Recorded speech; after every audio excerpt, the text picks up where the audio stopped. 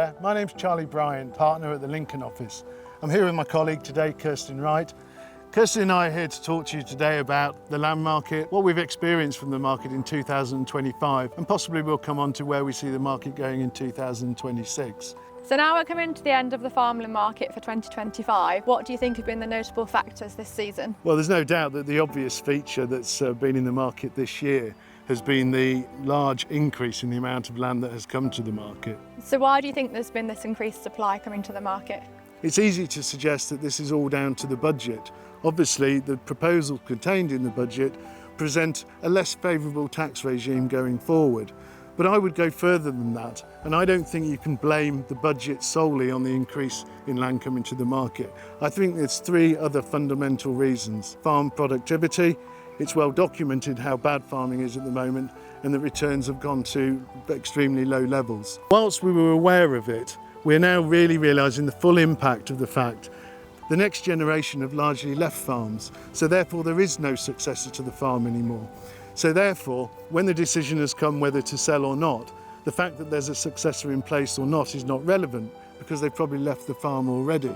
If a successor is in place, then often selling doesn't become an option because you're not going to take away the opportunity that that generation wants to farm. The other final reason why so much land is coming to the market is the fact that land values have actually been maintained in 2025. So at the moment, there's four fundamental reasons why selling is a viable option, and I don't think you can apportion the responsibility on each of those predominantly. It's a combination of all four working together.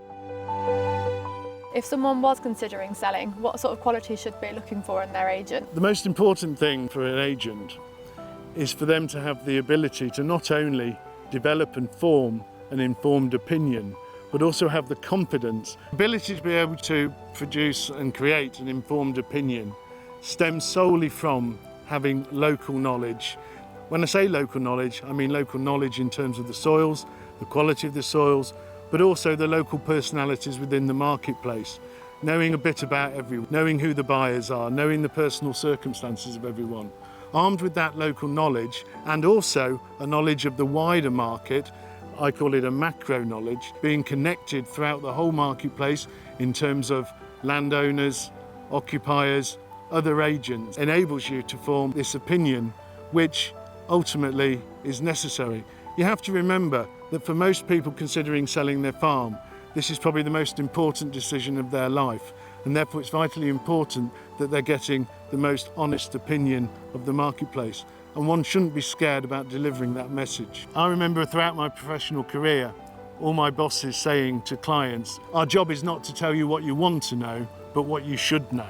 It's only armed with that sort of knowledge that you're in a position to make a properly informed decision.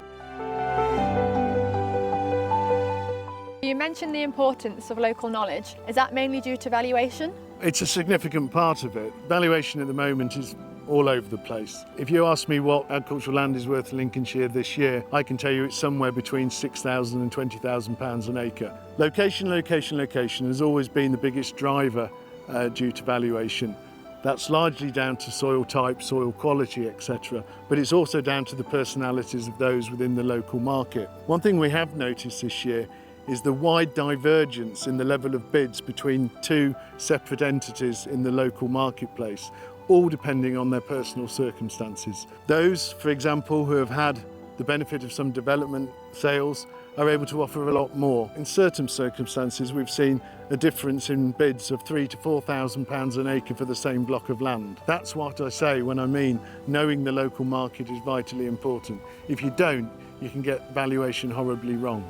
So Charlie, do you think selling should be on the agenda for 2026? Selling should always be on the agenda as far as I'm concerned. If you're at a point in life where you're considering your strategy going forward, then it's only right that you've considered all options.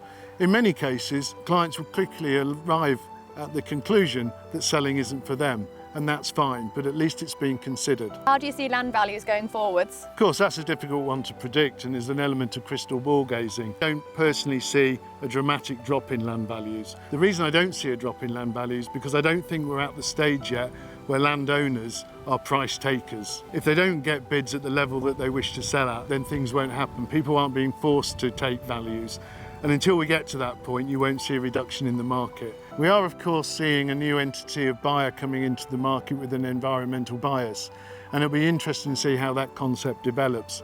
At the moment it's still developing, but it'll be interesting to see what sort of impact they have on demand for land and values in due course. Ultimately, supply and demand will always dictate valuation. Spoken a lot about the role the agent has in acting when clients are looking to sell. Is there a role they can play there when people are looking to purchase land? Yeah, and I think that's an increasing role, and I think you'll see a lot more buying agency taking place in the next year or two.